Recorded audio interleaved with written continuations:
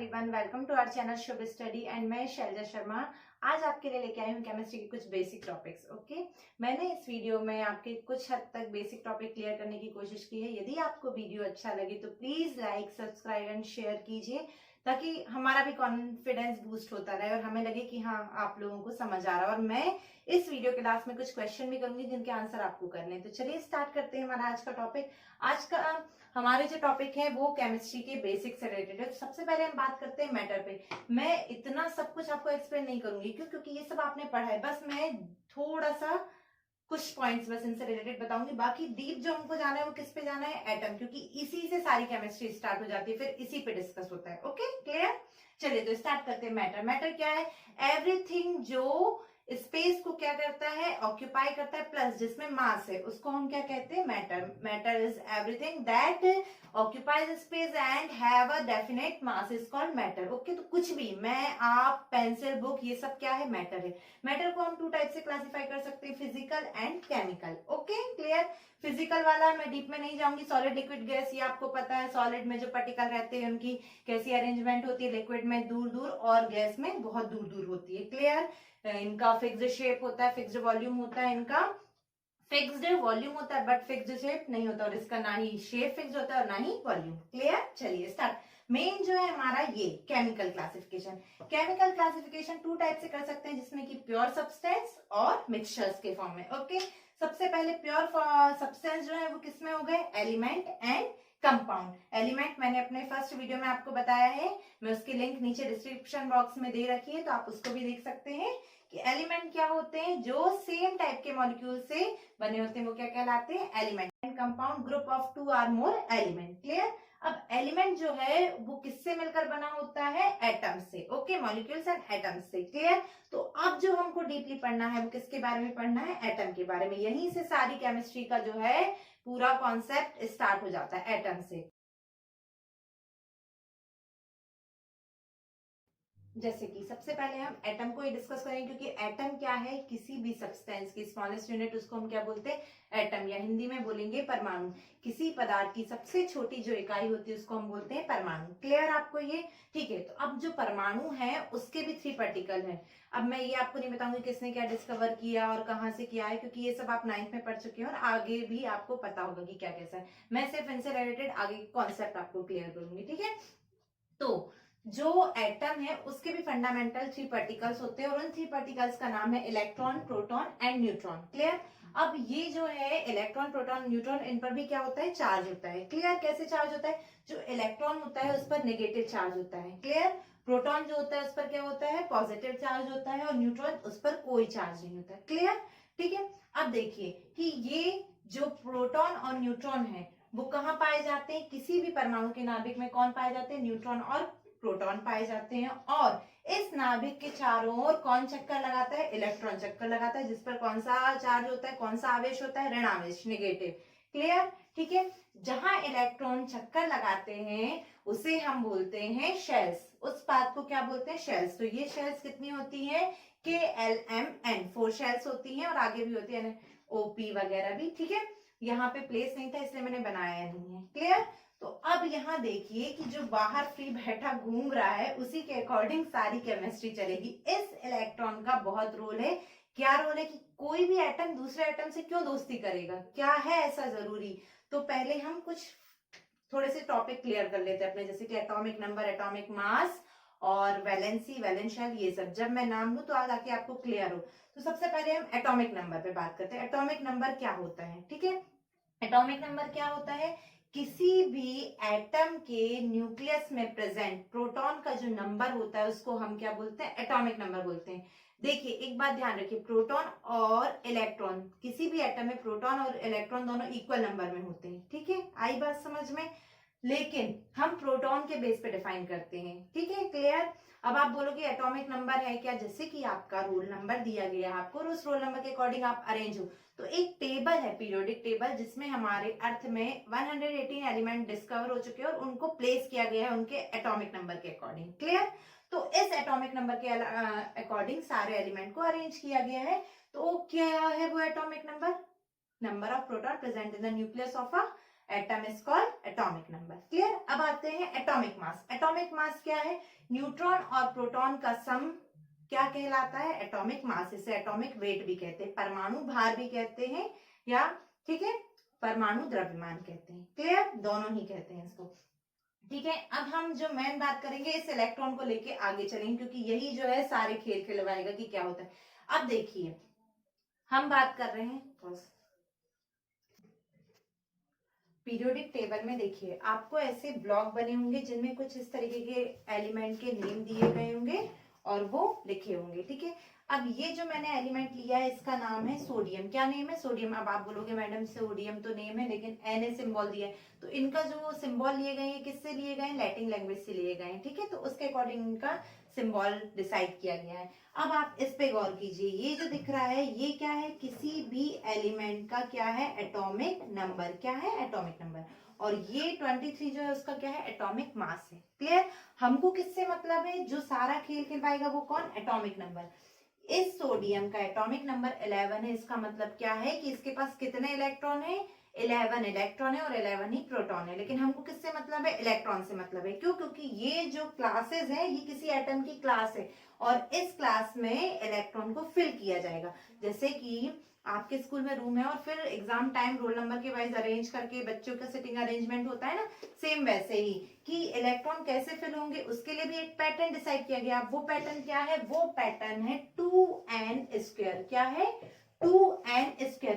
इस फॉर्मूले के अकॉर्डिंग किसी भी शेल में इलेक्ट्रॉन क्या किए जाते हैं? फिल किए जाते हैं। तो चलिए मैं आपको बताती हूँ कि कैसे फिल किए जाते हैं। सबसे पहले यहाँ देखिए, ये n का मीन क्या है? नंबर ऑफ शेल, कि शेल कौन से नंबर की शेल है। तो यदि हमने फर्स्ट शेल की बात कर रहे हैं, फर्स्ट शेल, सेकंड शेल और ये थर्ड शेल, और आगे कंटिन्यू जाएंगे तो फोर्थ शेल, फिफ्थ शेल, ऐसे कंटिन्यू होती जाएंगी। क्लियर। तो हम जब वैल्यू रखेंगे 2n² में, क्या वैल्यू रखेंगे? 2 मल्टीप्लाई बाय हमारी फर्स्ट शेल 1²। इसका मतलब कितनी वैल्यू आ गई? 2। तो क्या मीन हुआ कि ये जो के शेल है इसमें कितने इलेक्ट्रॉन फिल होंगे? 2 इलेक्ट्रॉन फिल होंगे। लेकिन सोडियम का इलेक्ट्रॉन एटॉमिक नंबर क्या है? 11 है, मतलब टोटल कितने इलेक्ट्रॉन फिल होने चाहिए? 11। ठीक है, आई बात समझ। तो हमने फर्स्ट शेल में कितने फिल कर दिए? 2। अब हम सेकंड शेल के लिए निकालेंगे 2 मल्टीप्लाई बाय 2²। एन क्या है? क्लास का नंबर। ठीक है, तो सेकंड क्लास में फिल करने के लिए क्या इससे निकालेंगे? 2 2 जा 4 और 4 2 जा 8, मतलब सेकंड क्लास में कितने इलेक्ट्रॉन आएंगे? 1 2 3 4 5 6 7 8। ये 8 इलेक्ट्रॉन फिल हो गए। 8 to 10, अब कितना इलेक्ट्रॉन बचा? 1 इलेक्ट्रॉन बचा। तो ये हमने एम शेल में फिल कर दिया 1 इलेक्ट्रॉन। क्लियर। अब ये इलेक्ट्रॉन फिल हो जाने के बाद क्या होता है कि ये देखिए, अब मैं आप इमेजिन कीजिए कि आपके स्कूल में सिटिंग अरेंजमेंट हो गया, केवल आपके अकेले को एक अकेले रूम में फिर बैठा दिया गया, तो आपको कैसा लगेगा? अच्छा लगेगा क्या? आपको ये लगेगा कि नहीं, एक स्टेबिलिटी होना चाहिए, है ना। तो सेम एटम में भी वही है कि हर एटम को क्या नीड है? स्टेबिलिटी की, कि मैं स्टेबल हो जाऊं। कैसे स्टेबल हो जाऊं? जैसे हम लाइफ में चाहते हैं कि हम अच्छे से पढ़े, हमारी एजुकेशन कंप्लीट हो जाए और फिर अच्छे से जॉब लग जाए, सेटलमेंट हो, घर वगैरह सब, मतलब सेटल हो जाए अपनी लाइफ में। तो अब एटम ऐसा तो नहीं कर सकता कि हाँ इतनी पढ़ाई कंप्लीट करने के बाद अब बस जॉब करूं फिर शादी आदि करके सेटल हो जाऊं। वो क्या करेगा? वो ये करेगा, इलेक्ट्रॉन के बेस पे अपने आप को सेटल करेगा। तो अब आप देखिए कि ये कैसे सेटल करेगा खुद को। ये ऐसे सेटल करेगा कि भाई मेरी एक जो रूम है, रूम मतलब इसका रूम क्या है? शेल है। ठीक है, मेरा ये जो रूम है ये जबरदस्ती वेस्ट हो रहा है ना, एक शेल, यहाँ एक सिंगल इलेक्ट्रॉन बैठा हुआ है ना। तो ये क्या करेगा? किसी ऐसे से फ्रेंडशिप करेगा जिसको नीड होगी, किसकी? जिसके पूरा रूम तो फिल होगा लेकिन एक प्लेस खाली होगा, तो ये अपना इलेक्ट्रॉन क्या करेगा? उसको दे देगा। आई बात समझ में? ये अपना लूज कर देगा और वो जो है वो गेन कर लेगा। ये क्लियर हुई। अब यहीं से कॉन्सेप्ट ये आता है कि ये जो ये काम कर रहा है इसको अपन क्या कहते हैं? इसको अपन बोलते हैं वैलेंसी। कोई भी एटम जिसको अपना, ये ऐसा क्यों कर रहा है, पहले ये रूल आपको समझना जरूरी है कि ये ऐसा क्यों कर रहा है, क्या है इसको। तो ये अपने स्टेबिलिटी के लिए ऐसा कर रहा है और इस स्टेबिलिटी के रूल को अपन क्या बोलते हैं? Octet rule. ऑक्टेट रूल क्या है? एक साइंटिस्ट है, उन्होंने बताया कि किसी भी एटम को स्टेबल होने के लिए उसकी लास्ट शेल में, लास्ट क्लास में, आउटर मोस्ट शेल में कितने इलेक्ट्रॉन का होना जरूरी है? 8 इलेक्ट्रॉन का होना जरूरी है। क्लियर। कितने इलेक्ट्रॉन का होना जरूरी है? 8। अब यहाँ देखिए 1 इलेक्ट्रॉन है इसके आउटर मोस्ट शेल में। इस आउटर मोस्ट शेल को अपन क्या बोलते हैं? Valence shell. कौन सी शेल बोलते हैं? Valence shell. क्लियर, या संयोजी कोश, संयोजक कोश, ठीक है। और ये जो लास्ट वाला इलेक्ट्रॉन है उसको बोलते हैं वैलेंस इलेक्ट्रॉन। जो लास्ट क्लास में इलेक्ट्रॉन होता है उसको अपन बोलते हैं वैलेंस इलेक्ट्रॉन या संयोजी इलेक्ट्रॉन। क्लियर, ठीक है। तो अब ये क्या करेगा, ये अपना ये एक किसी को क्या कर देगा, दे देगा, ठीक है, डोनेट कर देगा। आई बात समझ में, लूज कर देगा। क्लियर, तो इसी को अपन इसकी क्या बोल देंगे, वैलेंसी। जो आप ढूंढते हो ना फॉर्मूला कैसे बनते हैं, अब आप ये बोलोगे मैडम आप इतना सब क्यों बता रही हो, इसलिए बता रही हूँ क्योंकि यहीं से ये वैलेंसी और वैलेंसी से आपको क्या फॉर्मूला बनाना क्लियर होगा। ठीक, क्लियर। अब देखिए वैलेंसी पे बात करते हैं। तो जो ये वैलेंसी होती है ये किससे डिसाइड होती है, उनका जो आउटर मोस्ट शेल है उसमें जो इलेक्ट्रॉन है उसी से डिसाइड की जाती है। ठीक है, तो क्या है वैलेंसी, कि कोई भी एटम अपने ऑक्टेट को पूरा करने के लिए जितने इलेक्ट्रॉन का या तो लूज करेगा या गेन करेगा या शेयर करेगा, उसको हम उसकी क्या कह देंगे, वैलेंसी कह देंगे। ये बात ध्यान रखिए, number of electron gain lose or share by an atom to complete its octet is called valency. Clear, valency आपको क्लियर है। इस वैलेंसी का क्या रोल है, देखो ये रोल है कि साइंटिस्ट जो थे उन्होंने बताया, ऑक्टेट रूल दिया, उन्होंने बोला कि किसी भी एटम को स्टेबल होने के लिए क्या जरूरी है कि उसका क्या होना चाहिए, जो लास्ट सेल है उसमें कितना इलेक्ट्रॉन होना चाहिए, 8 इलेक्ट्रॉन होने चाहिए। क्लियर, ये उन्होंने बताई ये बात। तो अब ये देखिए इसके लास्ट शेल में तो 8 इलेक्ट्रॉन नहीं है, और ये ऐसा तो नहीं कर सकता कि 1 यहाँ पे 7 और गेन कर ले, ये उसके लिए बहुत ज्यादा क्या हो जाएगा, महंगा पड़ जाएगा, क्योंकि ये जो इसका न्यूक्लियस है ये इतना चार्ज क्या नहीं कर पाएगा, टॉलरेट नहीं कर पाएगा। क्लियर, तो ये इजिली क्या करेगा कि ये 1 को डोनेट कर देगा। आई बात समझ में, लूज कर देगा अपना ये 1। क्लियर, इतना ये ले नहीं सकता क्योंकि इसके लिए बहुत ज्यादा एनर्जी लगेगी, इसलिए ये 1 को क्या कर देगा, लूज कर देगा। आई क्लियर, अब ये किसके साथ लूज कर देगा, अब अपन ये देखते हैं। ठीक है, देखिए तो ये जो लूज गेन और शेयर करने का कॉन्सेप्ट है थी तरीके से हो सकता है। जैसे अपने में बॉन्डिंग होती है ना, अपन फ्रेंडशिप कर लेते हैं, जैसे अपन कहीं जा रहे हैं या अपन जैसे स्कूल में ही एडमिशन लिया है तो अपन क्या करेंगे, अपन उससे फ्रेंडशिप करेंगे। क्यों फ्रेंडशिप करेंगे भाई, क्योंकि स्कूल में नए नए नोट्स मिल जाए, हो सकता है थोड़ा सा स्कूल के बारे में जानने, इस कारण से अपन क्या करते हैं, फ्रेंडशिप करते हैं ताकि हमारी हेल्प हो जाए, है ना। तो सेम जो एटम है उनकी फ्रेंडशिप कैसे होती है, 3 टाइप से होती है। कौन कौन से, या तो भाई तुमको नीड है हम डोनेट कर रहे हैं, तुम गेन करो। ठीक है, सेकेंडली दोनों शेयर करेंगे कि तुम्हारा हक भी होगा हमारा भी होगा। और थर्ड कि लो तुम ही पूरा रख लो, इलेक्ट्रॉन का पेयर। अब यहाँ जो इनकी फ्रेंडशिप होती है किसके थ्रू होती है, इलेक्ट्रॉन के थ्रू होती है। ठीक है, यहाँ कोई नोटबुक नहीं, कोई नोट्स नहीं, ठीक है, कोई लंच बॉक्स शेयरिंग नहीं। यहाँ कौन सी शेयरिंग चलती है, इलेक्ट्रॉन की, कि यदि आपको नीड है तो आप ये लूज कर देगा, पहला ये। सेकेंड, उसको नीड है तो वो गेन करेगा, और थर्ड ये है शेयर करेंगे, है ना। ये 3 कॉन्सेप्ट, और फोर्थ जो है डोनेट।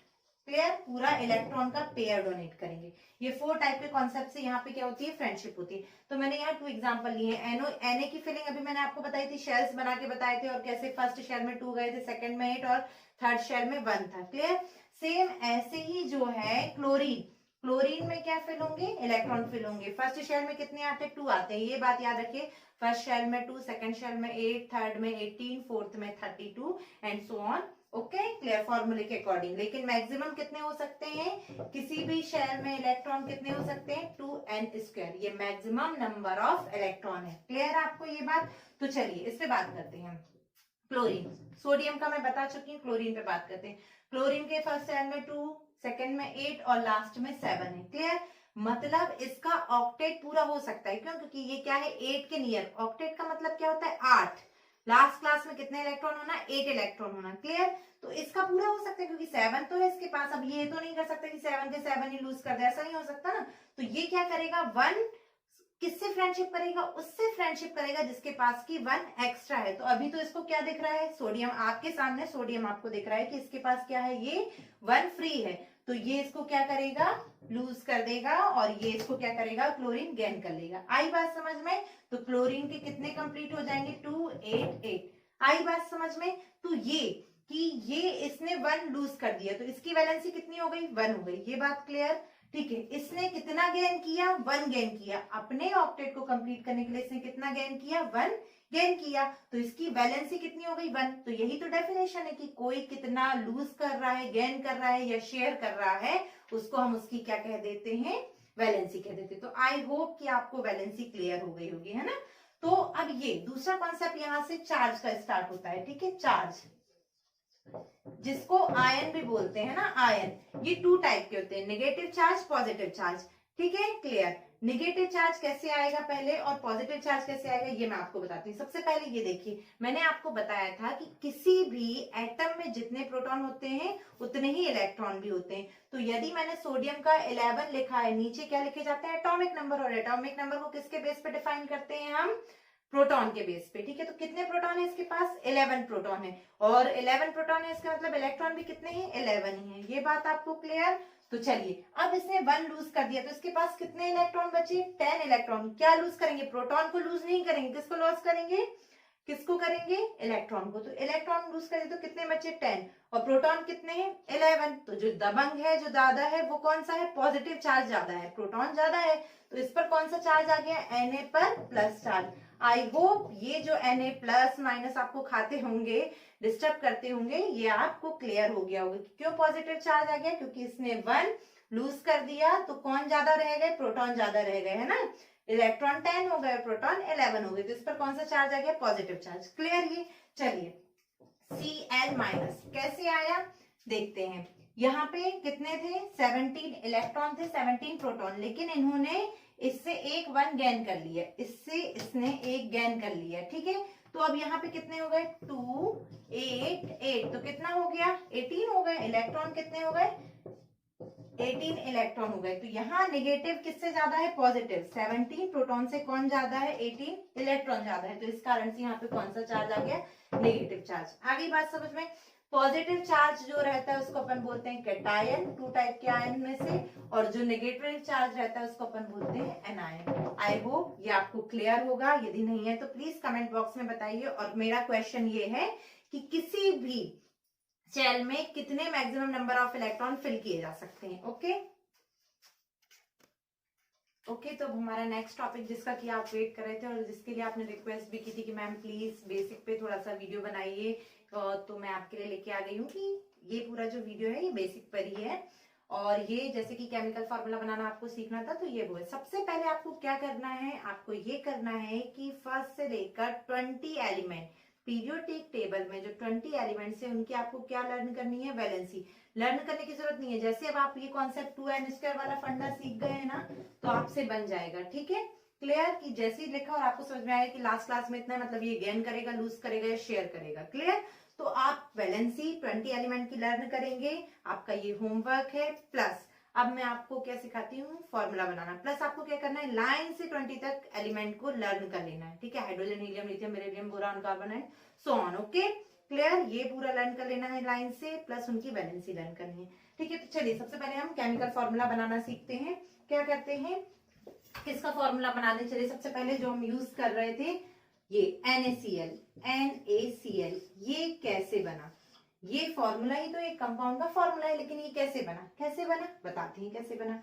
सोडियम की वैलेंसी कितनी, is equals to 1। Okay, clear. Chlorine की वैलेंसी कितनी, 1।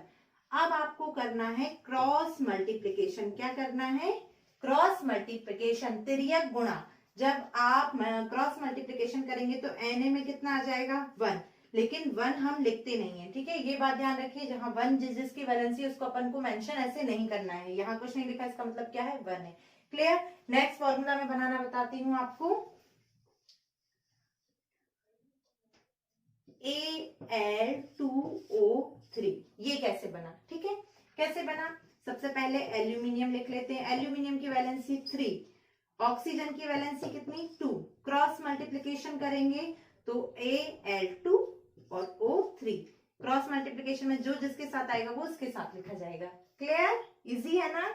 बस इसके लिए इतना परेशान होने की जरूरत ही नहीं थी। अब हम देखते हैं NaOH, ये कैसे बना। ठीक है, NaOH, Na की वैलेंसी 1, OH 1 नेगेटिव। ठीक है, ओके। तो अब वही क्रॉस मल्टीप्लीकेशन, एक बात ध्यान रखिए, नेगेटिव का साइन साथ में नहीं लिखना है फॉर्मूले में। क्लियर, ठीक है। हाइड्रोजन सल्फेट कैसे बना, H2SO4, H2SO4, ये कैसे बना बताइए, कैसे बना। Easily, H is equals to 1, SO4 is equals to 4, sorry 2, cross बन गया H2SO4। क्लियर?